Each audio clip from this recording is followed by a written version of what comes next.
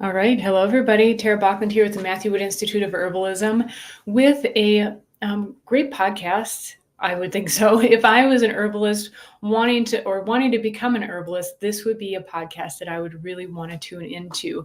And that is how to become a certified herbalist. And the reason why this is such an important topic is because, of course, when you're thinking of becoming a professional, whatever it is, you want to be the best that you can be, right? And when it comes to herbalism, the delineation of what that means isn't so clear, or at least not at first. It really helps talking to someone in the field. And so we are those people in the field to hopefully help guide you a bit on your journey. There are many paths to take, many ways to go, like we've mentioned covered in some earlier podcasts about becoming an herbalist, interviewing other herbalists, and seeing how they've applied it to their life personally and professionally. And so definitely check out those episodes as well.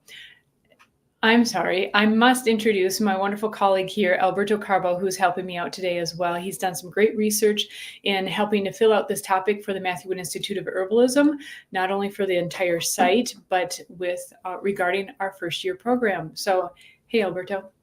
Hey, everyone. Yeah, I'm happy to be here. Well, you're important to bring on for a number of reasons.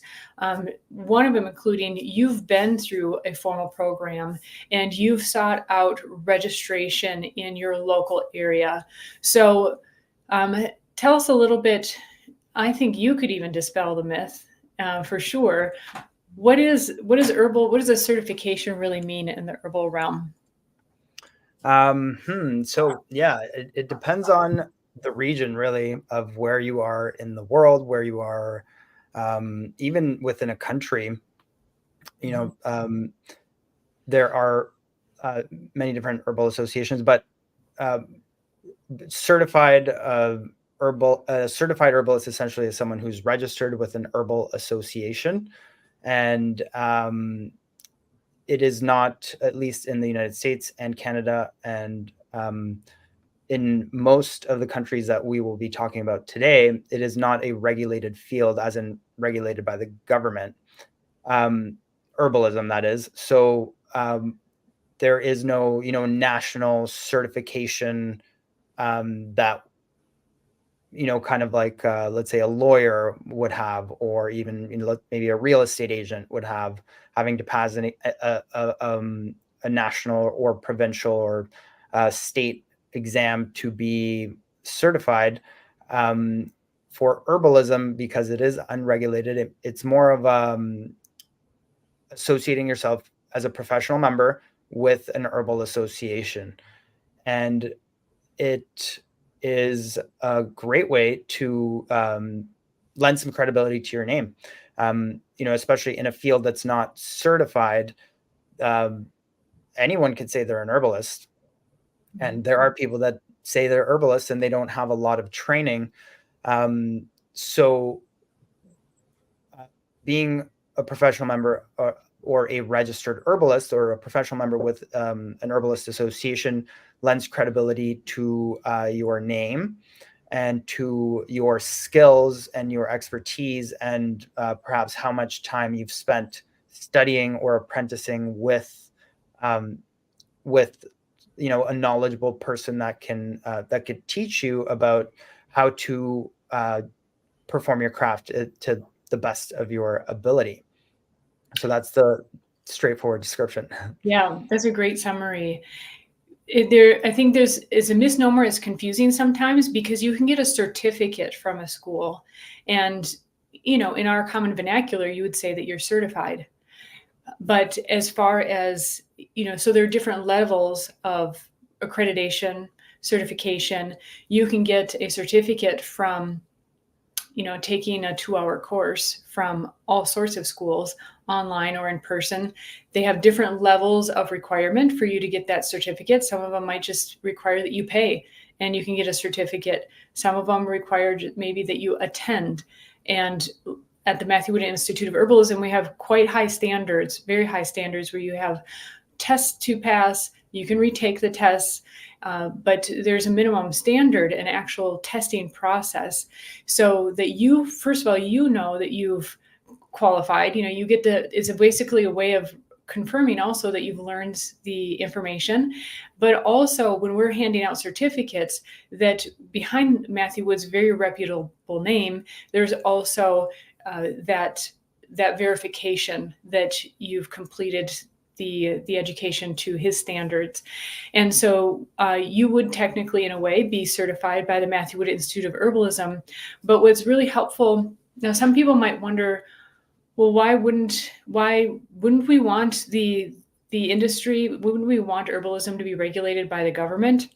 Well, it's kind of a catch-22. It's good to have that freedom to practice as you wish, and there are a number of fields that are not regulated by law, by states, by governments, but rather they have their own accrediting agencies. And so, for example, you're registered with which in Canada? I'm registered with the Ontario Herbalist Association. So in a moment here, we're going to list a number of these organizations that may apply to most of you. And if it doesn't apply to you, regardless, look up the information for your own area. It's important to know your own jurisdiction, what is legal and what is not, and whether you're a registered herbalist or not, or certified. And it's also important to know which accrediting agencies may be best for you, if at all. In some cases, you may decide not even to be a registered herbalist. Where it may be helpful to be a registered, accredited herbalist would be if you are going to be practicing clinically, and you definitely want that level of what would you say, support. There are a number of ways that a registry can support you as well. They may have connections to legal resources, insurances. They can verify your level of education. So if you have clients coming to you, this is something that we will be adding to the Matthew Wood Institute of Herbalism site, by the way, is when you graduate a level of program. We currently have a year 1 program. Year 2 program is right on the heels. And year 3 program that has a more clinical focus is coming as well. And we will have lists of those criteria that if you have a Matthew Wood Institute of Herbalism certificate, for example, your clients would be able to go to the site and see the level of education that you've completed. Actually, I'm going to show, this is a good opportunity to show, for example, with our year 1 program, you can see how much of an example would be the American Herbalist Guild, which is a very reputable, very renowned registry site.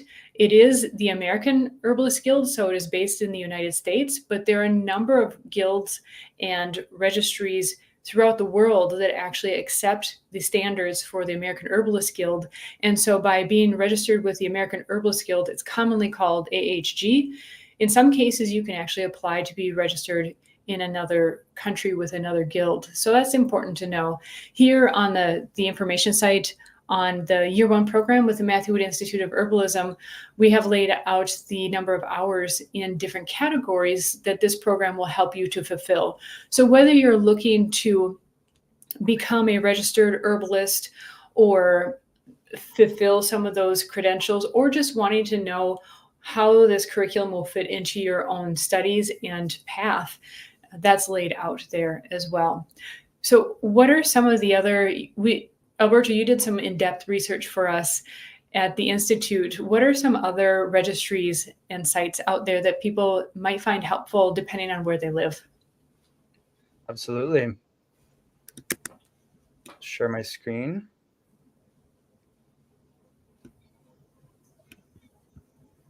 Give me 1 second here.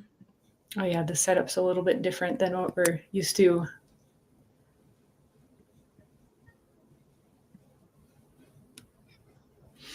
So there are a number of countries, like I said, the AHG may apply to your area. We did not, of course, look up what registries are available throughout the world, but probably the most common based upon our demographic of students at the Matthew Wood Institute of Herbalism, definitely the United States, Canada, and the UK, as well as New Zealand and Australia. And those cover quite a few areas, quite a few places in the country, in the world, that is, that people may be coming from. Like I mentioned, there are a number that may accept even the American Herbalist Guild or the National Institute of Medical Herbalists in the UK has also been. I've heard of people being able to apply that. For example, if they live in another country that does not have a registry. You How's are that? able to see my screen there? Nope, not yet. Oh, I thought you could. Hold on a second. Oh, Oh, I see you working on it. Here we go. There we go. there we go. Perfect. Yeah. So, yeah, there are, as Tara was mentioning, there worldwide there are some countries that have maybe one main herbal association. The United States is kind of a good example for that. There are other herbal associations that are smaller, more local. So, I would encourage you to, especially if you're on the path to wanting to be a clinical herbalist, get informed as to what herbal associations are there in your area specifically, and then more on a national level, what herbal associations uh, there are as well. And some of the things that herbal associations do. So, in the United States, the American Herbalist Guild is the top association. The maybe we could say the national association. And as Tara was mentioning, being a member with a professional member, because you can become, especially if you're on the road to becoming a clinical herbalist, you can become a student member of the association, and so you get involved with them in that way. But once you become a professional member, you something that is done by most of the associations across the board is that they have a complaints department. So if somebody ever, if you were practicing and somebody ever put a complaint um, uh, on you because of the service you provided, or they had some issue, they would essentially take that complaint and mediate, and they would ask you what happened, and they would be kind of like the middle entity in between you and the client. So that's gives you some security in terms of when you're practicing. Of course, we hope nobody ever gets a complaint, and most herbalists strive to do their best all the time. But so we'll just showcase some of the websites here so that you're familiar with them and you can do your own research um, as to which one may be the best one for you. And is of course depending on the on your locality. But as Tara mentioned, the American Herbalist Guild does accept international applications, and they are internationally recognized by other herbal associations in different parts of the world. And something else to know that is that these herbal associations are also in contact with local and national governments, and so they're helping to make sure that the government knows about herbal medicine, and that they are aware of what herbal medicine is, and what practicing herbalists are doing, and so they advocate for the herbalist community at a national level or state level, depending. So this is the website for the American Herbalist Guild. As you can see, there's lots of links that you can click on to explore and learn all about them. If you want to learn how to become a registered herbalist, make sure you click on this tab over here. Then we have the Ontario Herbalist Association, and this is the herbal association that I'm a professional member with. This is for people who are in Ontario. However, in Canada, not every single province has an herbal association. So there are people from other provinces that are involved with or professional members with the Ontario Herbalist Association. And so it really depends on where you live. That's why you need to kind of educate yourself and understand which association may be best for you, but also understand what the criteria and what the requirements are to apply for professional membership, because they do differ, and they are different from association to association. We have in Canada, another big one is the British Columbia Herbalist Association.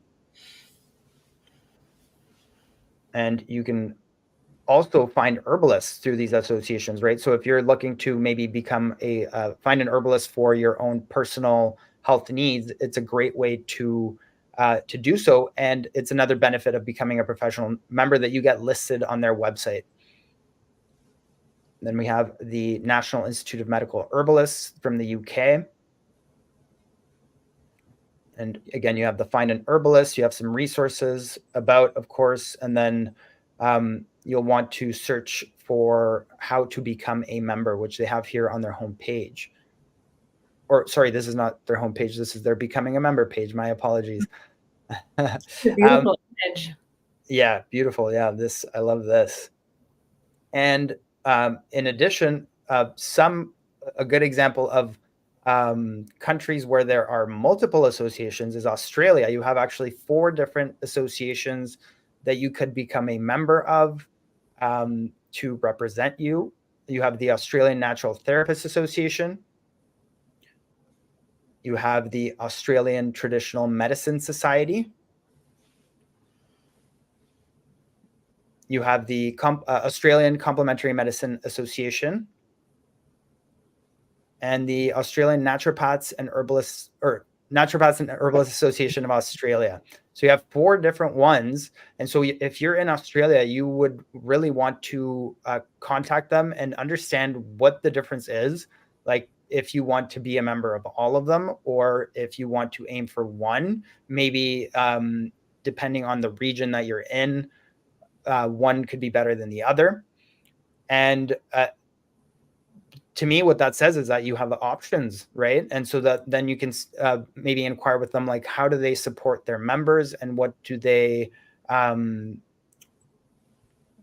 provide their professional members, and how that is different for each association that may influence your decision. And then you have the one in Australia, which is the New Zealand Association of Medical Herbalists. And so each one of these does have different requirements. From the research I've done in Australia and New Zealand, it seems that they require that you have a bachelor degree or some sort of university education in order to apply. So that is good to know as well. And whereas in Ontario, British Columbia, and the American Herbalist Guild, they don't necessarily ask. They don't ask for that. They're more focused on your training as an herbalist. And from the research I've done, there are some educational institutions like universities in Australia that do provide herbal medicine and natural medicine programs. So that's also really neat that they have those kinds of programs within their educational facilities, like the universities, for example, here in Canada, and as far as I understand, in the States, they don't. So just some differences and little nuggets of information for you to start your own research and find out, all of the information you need to know. But the most important thing is you need to know, if this is the route that you want to take, you need to know, well, what are the requirements, and how can I meet those requirements? And that way you can plan out your journey as an herbalist. You can plan out your journey, your study journey, and this will influence the kind of programs that you enroll in, because you will be able to tell, okay, this program will get me, halfway there, or this program will get me all of the requirements I need in order to apply for membership. And then you can start making a roadmap of how to become a registered or quote unquote certified herbalist. Terrific. Yeah, very true. And for those of you who just joined us, it's important to note too that it's not absolutely necessary to become a registered herbalist with any of these associations. In most countries, and at this point, I'll just be speaking strictly of the United States, you really want to check your own jurisdiction on what are the laws and regulations for being a practicing herbalist. But remember, you can simply be an herbalist and serve your own family, your own needs, your own immediate community. And you can imagine if we all had one herbalist in the family, just helping each other out, what an amazing difference that would make. And so if you're maybe feeling some anxiety coming up, thinking, oh, I don't want to go through all that, I just want to, learn how to use herbs for myself and my family and my friends, that is absolutely on the table. And this is more so for people who are seeking to become a clinical practicing herbalist.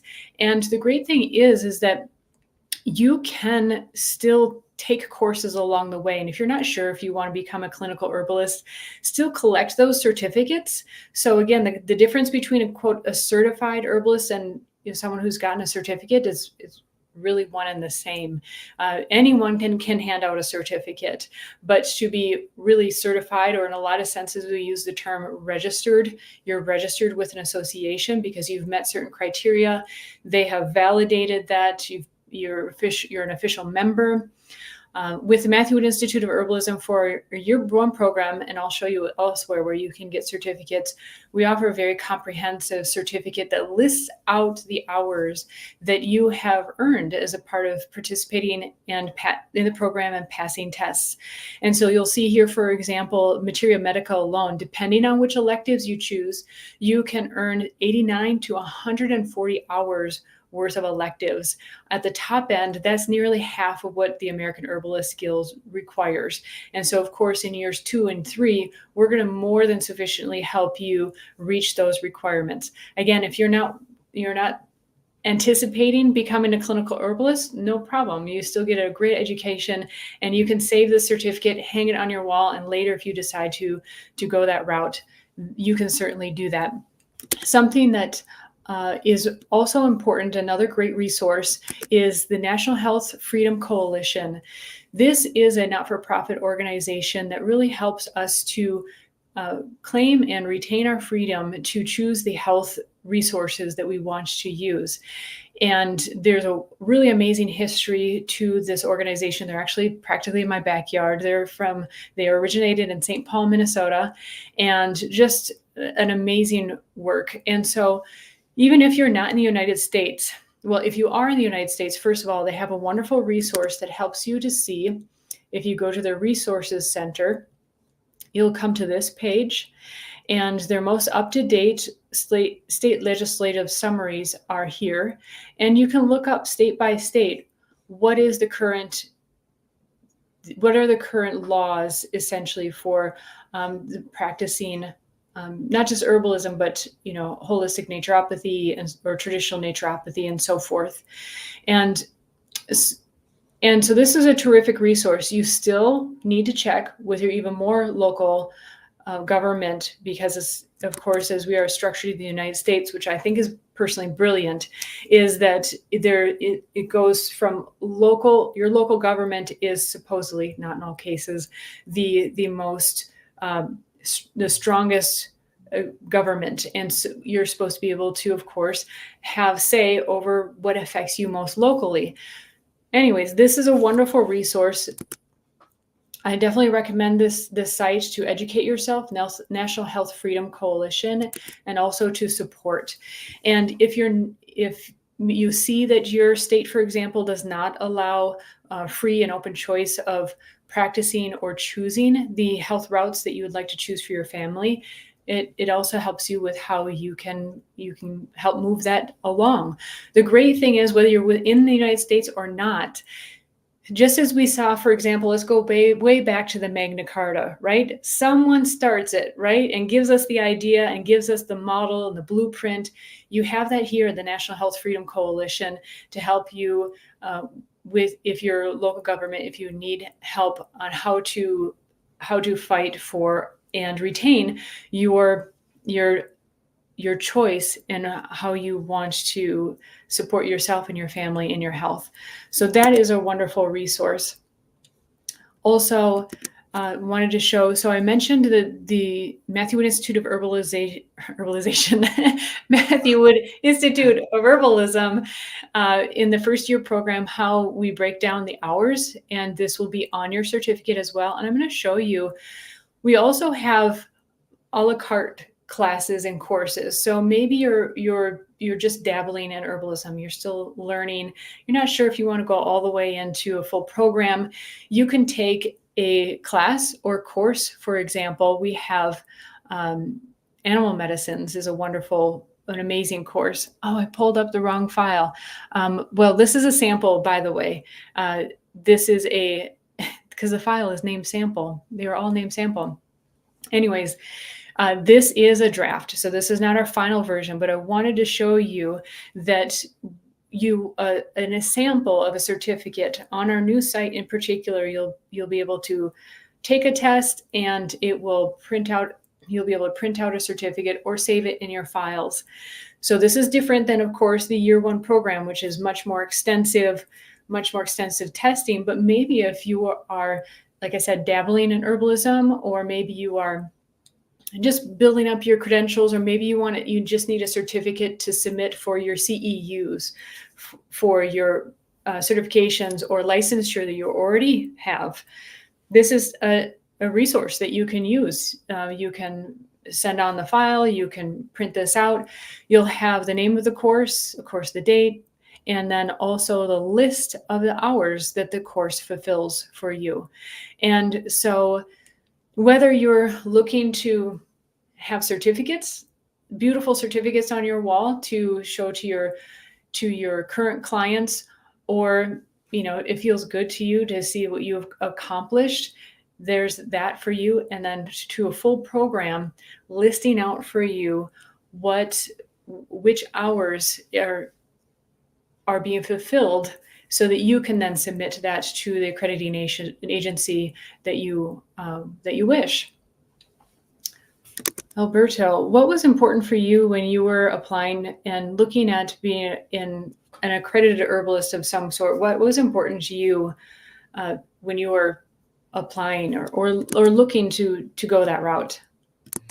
Yeah, well, the first thing that was that stood out to me was, I felt a little bit lost. I had a love for herbs, and I realized that I wanted to follow this road of clinical herbalism, but it was difficult to find information about, what's the end goal? Where do I, what am I shooting for here? Because if I'm going to embark on this journey, I'd like to know, what the end goal is, and that will help to inform me on how do I get there.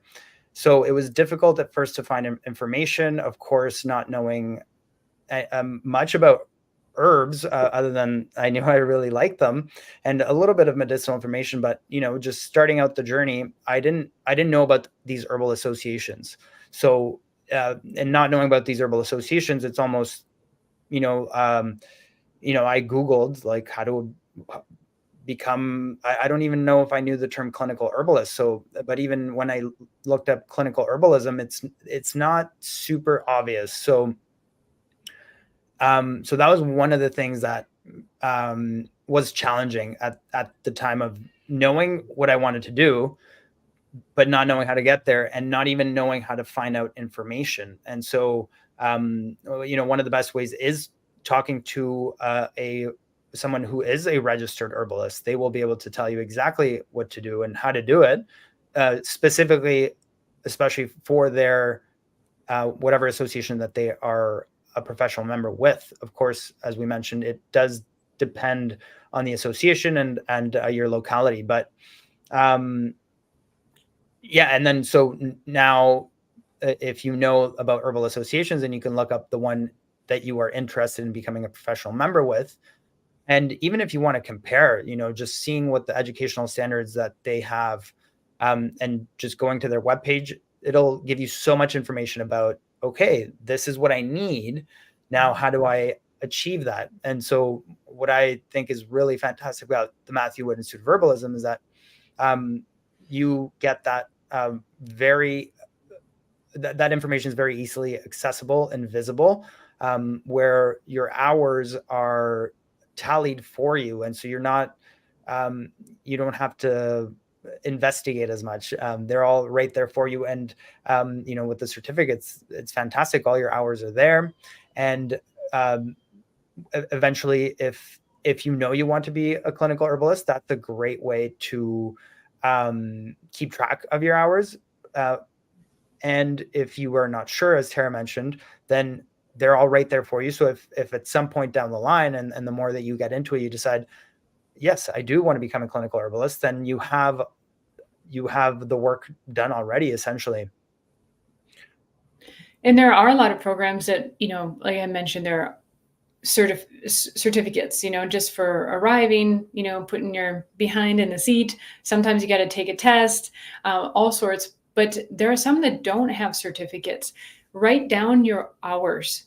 In a lot of cases, like the American Herbalist Guild allows credit for personal study hours.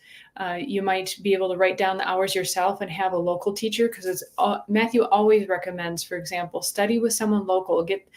Study with as many teachers as you can.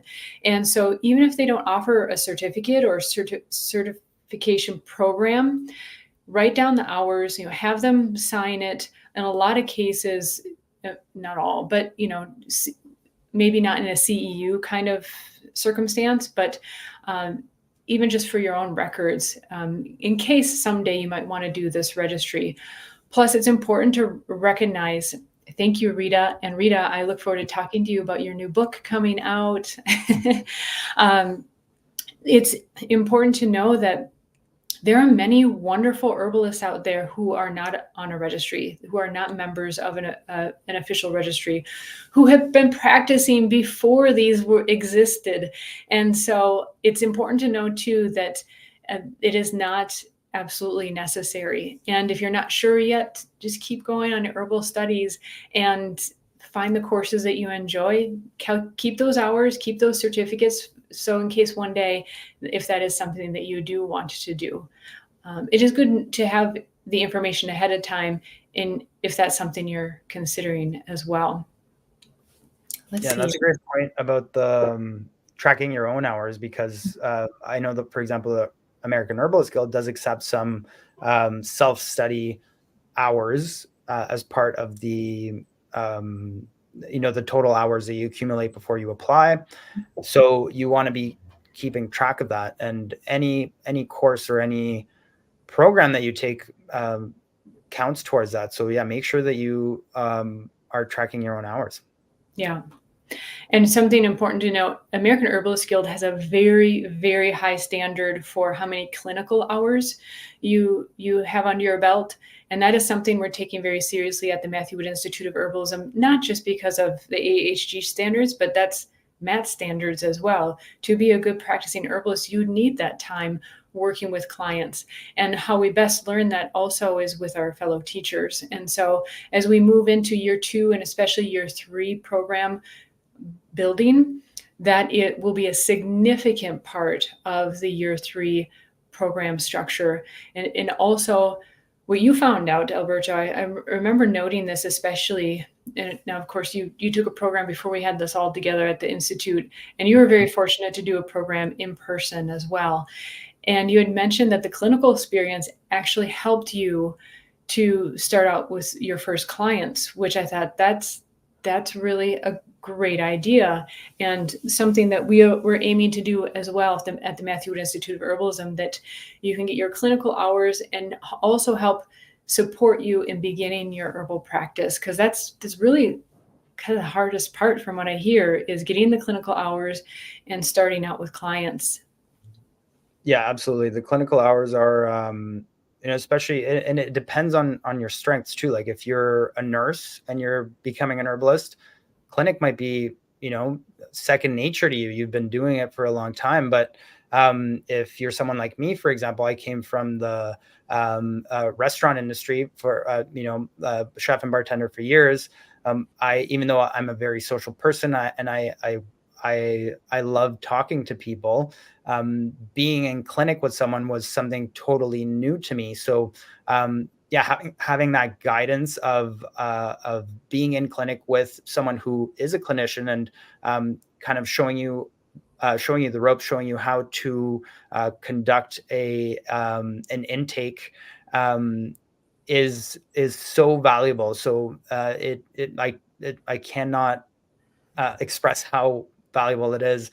And yeah, and if you can then translate that into having some clients when you graduate your program, and start your practice, it's so valuable. There's so much value there. Why don't you give a shout out to your teacher and their school, because obviously they've done a fine job. Yeah, so her name is Abra Arneson, and her website is www.abraherbs.com. And she's been a clinical herbalist for, I think, close to 30 years now. She has her apprenticeship program, which is a 3-year apprenticeship program. She is such a wonderful herbalist. Just she sees the strengths that people have, and she's really good at pulling those strengths out, and helping you realize what your strengths are if you don't already. So it is, yeah, and she's in near Ottawa, Ontario. So if you're in that area and you want to do like an in-person clinical herbalism program, that's something you might want to check out. But yeah, her program was so comprehensive and so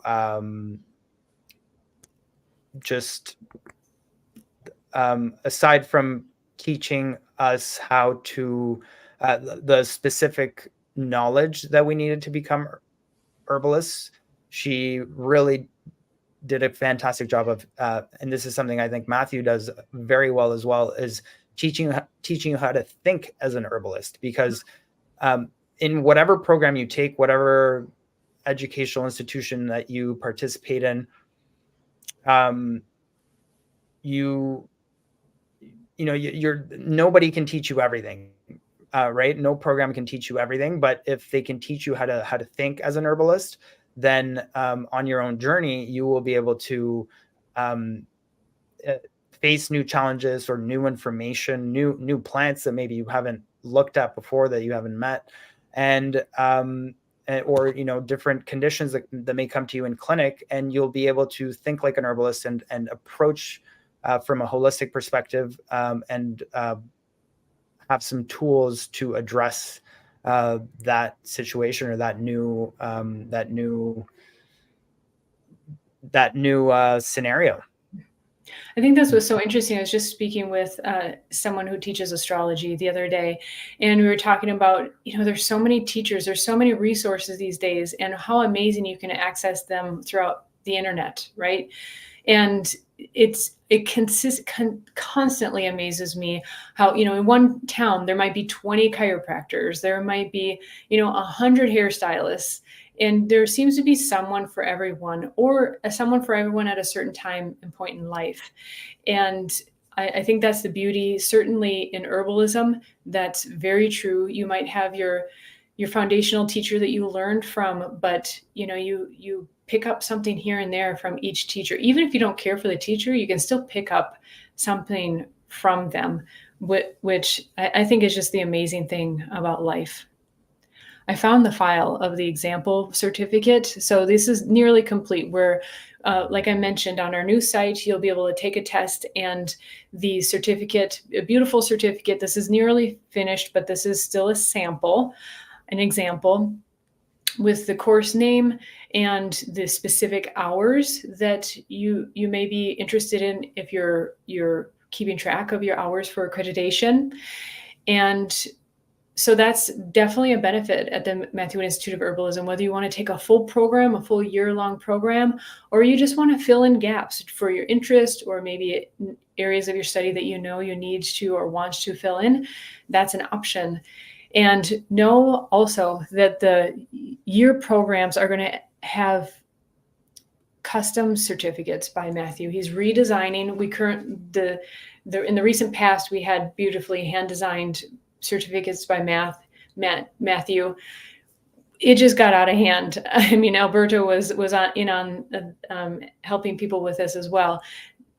my meetings with Matt were just spent signing certificates. So we had to move to an automated system, but know that with a year-long program, for example, you'll get a certificate designed by Matthew Wood, very uniquely designed, hand signed by him as well. And then the full layout of your specific credentials, your specific hours that you've completed. So whether you want that for your own admiration or to submit to an agency, for example, you'll have that for yourself.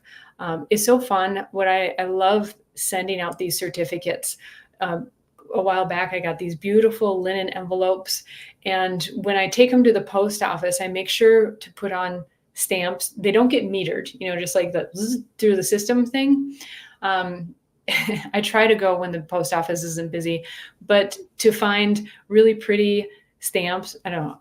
I think this is something that herbalists appreciate, so that you also have an envelope, something that it's not just a certificate, but the envelope itself it arrives and it's kind of like a present. So that's really fun for me to do. I hope you all get delighted receiving those as well. So we're working on something special for the new first year program certificates designed by Matthew also. Wonderful. Yeah. Yeah. I think we covered everything. That was the main thing. Again, I highly encourage people to look up the agencies in your region, your country. Do your own research. This was just meant to help you know where to start, especially for the laws and regulations that you definitely want to look into in your own region. Definitely check out the National Health Freedom Coalition, whether that applies to you in the United States, or you can just seek some guidance, maybe what you can do within your own region or your own country. And open up dialogue. We'll do our best to answer questions here. Make sure to like, subscribe, follow us, turn on your notifications, because we do regular podcasts, and we love to participate with you as well. So love to hear you say hi, answer your questions live when we can as well. And that's the best opportunity to get some quick answers. And we love connecting. So at the Matthew Wood Institute of Herbalism as well, we have a private community. If you're not really a social media person, we do have a private community there that you can join as well. And we welcome you to join us. Oh, I almost forgot. Remember to if you haven't already, go to the Matthew Wood Institute of Herbalism. You can download an amazing deck of beautiful year one flashcards. And I don't have them queued up to show you, but you'll find them on the homepage.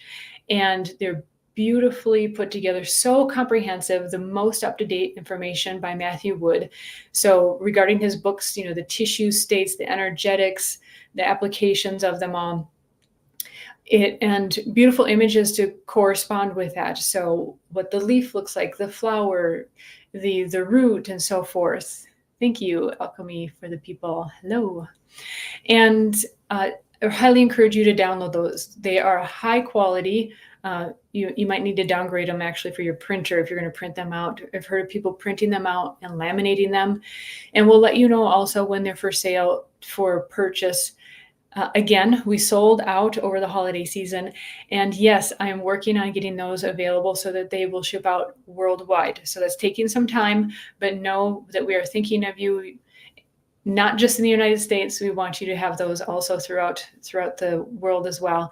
And we're working on that as well. But for now, you can download those for free. They're an amazing resource. From beginner to advanced student, you'll be able to make very good use of them. So we really encourage you to go ahead to the Matthew Wood Institute of Herbalism and download. Oh, hi, Jennifer. Oh, thanks for introducing yourself. Wonderful. Well, this is the end. Jennifer, it looks like you're joining on YouTube, so you'll be able to catch the entire recording as well. And did I miss anything else? Is that it, Alberto? Yeah, I think that's it. Yeah. Have fun out there and, do your research. And you're always welcome to rate us at the hello at wootherbs.com, and we'll be happy to answer any questions. But really, it depends on your locality, so make sure you do your research as to creating your roadmap for becoming a clinical herbalist, if that's something that that you want to do, or even if you're not sure. It's good to know what it would take, because that will help inform your choice. Definitely. And it's worth mentioning again, on the Matthew Wood Institute of Herbalism YouTube channel, you'll see previous podcasts with herbalists who tell their own stories of becoming an herbalist.